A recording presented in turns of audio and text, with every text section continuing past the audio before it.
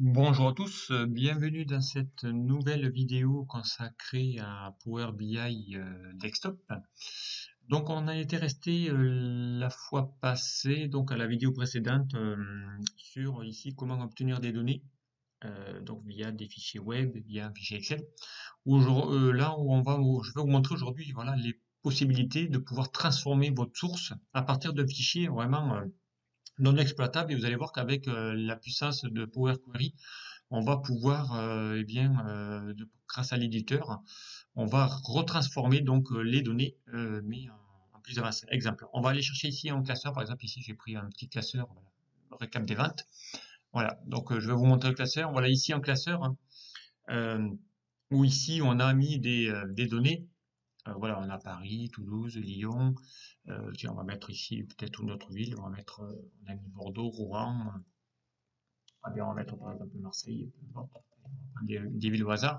Voilà, un petit tableau ici où on va ici bien avoir des données. Donc ici, on a voilà, des produits qu'on a vendus, avec ici l'historique des ventes des années, avec un total, je pense, et puis peut-être aussi un total ici à droite. Voilà. Typiquement, voilà ici un petit tableau, mais vous allez voir que j'ai des lignes vides en haut, voilà, j'ai des totaux que je vais pouvoir, et on ne pourra pas exploiter ça si on n'a pas ici les données sous format de colonne. Donc je vous rappelle, une source de données pour qu'elle soit exploitable, il faut qu'on ait des données via des colonnes et non plus ici comme on a des lignes. Donc on va falloir ici qu'on pivote ce tableau et vous allez voir que l'outil Power Query va pouvoir vous aider à transformer cette source en source exploitable. D'accord? Donc on y va, c'est parti. Donc je referme ici ce classeur et on va ouvrir ici Power, euh, Power BI Desktop. Et on va encore une fois, sans comme vous commencez maintenant à avoir l'habitude, on va aller obtenir des données d'un fichier Excel. Donc on va aller chercher ce fichier, voilà ici on va faire, c'est lui, hein, récap, et on va l'ouvrir. Donc là il va vous montrer qu'il n'y a qu'une feuille.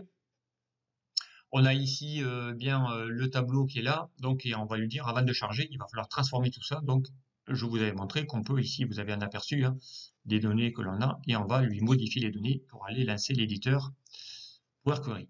Ok. Alors chose ici qu'on va faire. Donc ici on va supprimer cette requête parce que c'est celle que j'avais fait.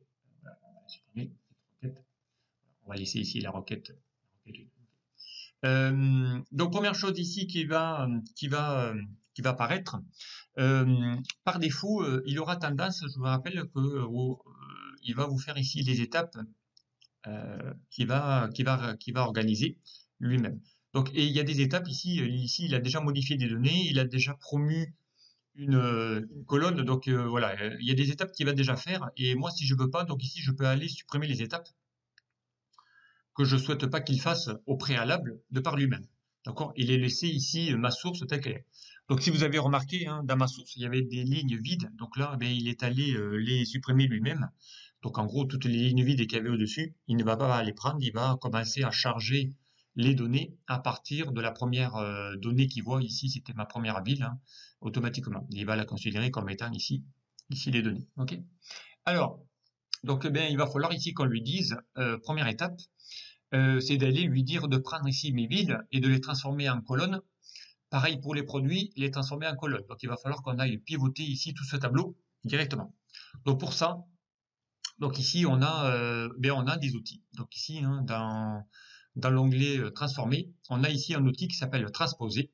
Et vous allez voir ici, hein, ça vous dit quoi? Ça vous dit que ça transpose cette table en traitant les lignes et les colonnes comme des lignes et colonnes. Donc ici, si je fais transposer, vous allez voir automatiquement, il a pris les villes qu'il a transposées, il a pris tous les produits qu'il a transposés, donc automatiquement, donc et vous allez voir, bien, il vous a déjà aidé, il vous a en gros transformé tout votre tableau, donc pour les avoir non plus en ligne mais en colonne, puisque derrière il va falloir qu'on triture ça bien dans tous les sens, donc il va falloir qu'on aille les données plutôt sur des colonnes et essayer de mettre ici une colonne qui va s'appeler ville et ici une colonne qui va s'appeler plutôt produit. Et vous allez voir qu'en une seule étape ici, il vous a transposé votre table, donc il vous a rajouté ici une application. Ok. Alors, prochaine étape, donc là, il vous a mis une colonne qui s'appelle, il vous faudra une en-tête. Hein. Par défaut, il a pris l'en-tête ici, il a généré une en-tête hein, qui s'appelle colonne 1, colonne 2, colonne 3, puisqu'il n'avait pas d'infos. Nous, on va considérer ici cette deuxième ligne comme étant monde en tête principal, hein, donc on va mettre les années en en-tête. Pour ça, ici, eh bien, il va falloir lui dire d'utiliser la première ligne de ma source comme étant les en-tête. Donc si je clique ici, hein, automatiquement, voilà, il a supprimé celle qu'il avait par défaut et il a remonté d'un cran. Donc ici, il lui a donné l'année 2010, 2012. Voilà, ici, ce sont mes en-têtes. D'accord?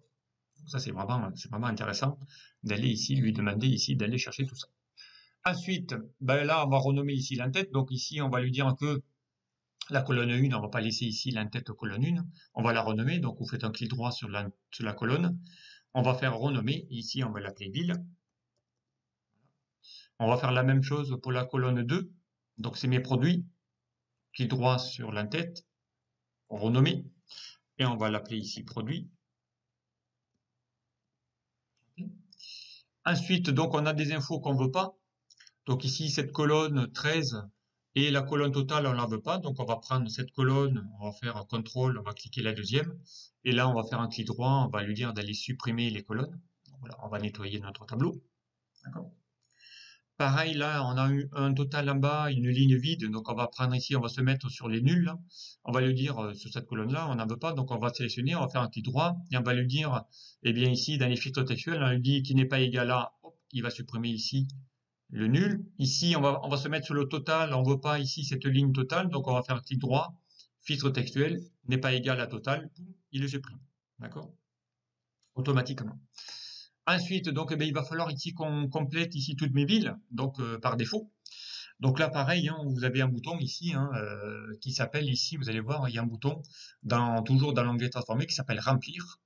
Et là, on va lui dire ici d'aller remplir vers le bas cette colonne et automatiquement, il va enlever les nuls pour mettre pour chacun ici. Voilà, donc c'est répéter les étiquettes dans les tableaux croisés amiques. Ici, ça s'appelle remplir et on va lui demander de compléter automatiquement les cellules vides par les données correspondantes. Et voici ici, donc, nous avons notre tableau qui va ici bien s'effectuer. Donc, on va bien vérifier que nos colonnes sont bien du texte. Il a bien détecté que mes produits sont bien aussi de type texte. Et ensuite, on a ici eh bien, toutes les valeurs numériques de mes ventes année par année. Si vous pensez que votre source là maintenant est maintenant terminée, eh bien, on peut revenir dans l'onglet accueil et lui dire d'aller fermer et appliquer. Et automatiquement, vous allez voir, il va aller faire cette récap. Donc, il est en train de charger les données correspondantes. Donc, si je vais ici dans mon tableau, donc vous allez voir ici les données qui vont apparaître avec ici cette source. Voilà, donc ici on est parti d'un fichier, vous allez voir automatiquement. Voilà. On est parti d'une fichier source, voilà, qui était ici sous cet aspect-là, pour en arriver ici à un résultat vraiment un peu plus voilà, donc ici on a ici bien, les données qu'on a importées. Hein. On est parti d'une source vraiment totalement différente pour arriver ici à un tableau qui va être exploitable. Donc ici, hein, on a ici bien, la possibilité de pouvoir maintenant aller modéliser ici notre donnée. Voilà, donc ici on peut aller lui chercher voilà les données correspondantes au format entier. Voilà, on peut mettre en général. Ici vous avez les formats correspondants aux valeurs. Ok. Et à partir de là, donc eh bien on peut aller générer un rapport. Hein. Ici on a des produits hein, qu'on pourrait ici générer automatiquement. Donc exemple ici, hein, si je glisse mes villes et que je glisse ici sur mes champs, automatiquement il va détecter que c'est un format de type que c'est des champs de type géographique et donc eh bien il va vous afficher une carte avec ici les villes correspondant à ma source. Donc là il les a détectées automatiquement. On avait mis Rouen, Paris, Bordeaux, Toulouse, Marseille. Voilà, donc on a ici les infos correspondantes. Et ici, donc, on aurait pu ici, par exemple, montrer ici les produits, pourquoi pas. On aurait pu mettre l'année, ici, on aurait pu mettre les produits avec les budgets, pourquoi pas, de l'année 2010. Voilà, ici, on aura ici le tableau correspondant à mes données. Si je mets ici toutes mes données, on a ici un tableau qui va être généré automatiquement ici pour mes infos. Voilà, ici on a nos ventes correspondant. Voilà, donc je vais cliquer ici. Voilà, on a ici les valeurs de Paris. Ici on a les valeurs de Lyon. Je clique sur Rouen. On a les chiffres ici de Rouen. Je clique sur Bordeaux. On a les valeurs de Bordeaux. On clique sur Toulouse. On a les valeurs de Toulouse. Voilà, donc ici on a vraiment ici toutes les données correspondant à, à notre chiffre. Voilà, donc vraiment assez simple, voilà, à utiliser hein, pour aller faire ici des petites choses assez sympas. Euh, voilà, si je veux par exemple montrer, je sais pas moi, on va essayer d'en faire un autre. Voilà, on va glisser ici les produits. On va se prendre ici ce qu'on avait fait en 2018, pourquoi pas, et on va transformer ça, je sais pas moi, en histogramme. Donc ici on a ce qu'on a fait pour 2018 avec les produits 1, 2, 3, 4. Voilà, encore une fois, et puis dès que je clique sur eux, on a ici le produit 2, on a les produits 2 ici pour Paris, voilà, ici on a les produits, ce que représente la ville de Paris sur le 2018 ou la ville de Toulouse sur 2018. Voilà, ici on a vraiment ici les infos correspondantes. Évidemment, on aurait pu ici rajouter les villes aussi. Et là, on aurait ici les infos ville par ville, pourquoi pas. Et là, pareil, donc on aurait ici les infos. Si je clique sur Lyon, évidemment, on a la partie correspondante à chacune des villes. Voilà, vraiment ici assez pratique pour aller visualiser aussi vos données et faire des tableaux de bord à partir d'une source qui a été totalement remaniée. Donc là, on va pouvoir quand même faire des choses assez sympathiques. Et là, il suffira juste d'actualiser les données pour aller ici rechercher les nouvelles données. Donc vous avez vu ici toutes les possibilités qu'on a avec ici cet objet de requête. Voilà ici qu'on va pouvoir ici retransformer directement. Allez, je m'arrête là pour cette transformation plutôt élaborée de mes données sources via donc un fichier Excel, mais ça aurait pu marcher avec d'autres requêtes notamment. Merci de m'avoir suivi et à très vite sur un prochain tuto.